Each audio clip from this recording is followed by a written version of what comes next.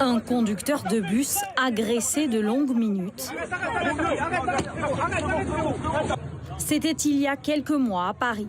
Chaque jour, 14 employés des transports sont victimes de violences.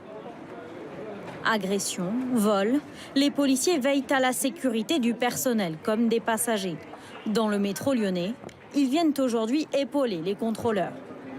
Quelqu'un qui ne présente pas sa pièce d'identité ou en fait qui n'a pas de titre de transport et qui ne veut pas payer, donc on va venir leur donner un coup de main. Et il n'est pas rare que la situation se tende. Ce jour-là, ce jeune homme n'a pas de ticket. Il refuse de donner son identité. Il n'a pas ce papier. Vous allez venir avec nous? Vous mettez là, s'il vous plaît. Les policiers fouillent le jeune homme, ce que ne peut pas faire le contrôleur. Cet homme cache son identité pour ne pas être verbalisé, mais dans son sac...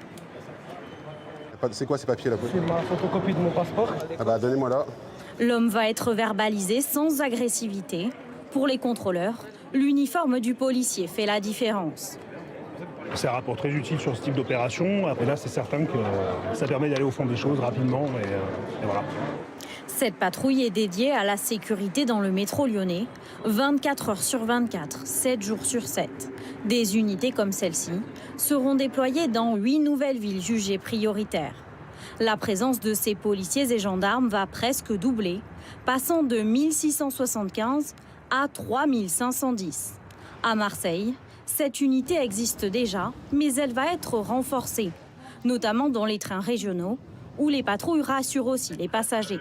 C'est bien de voir qu'ils sont présents et voilà, après c'est un peu angoissant aussi parce que quand ils sont là, peut-être c'est parce qu'ils ont été appelés sur quelque chose et qu'on n'est pas informé, mais sinon globalement non, c'est plutôt rassurant.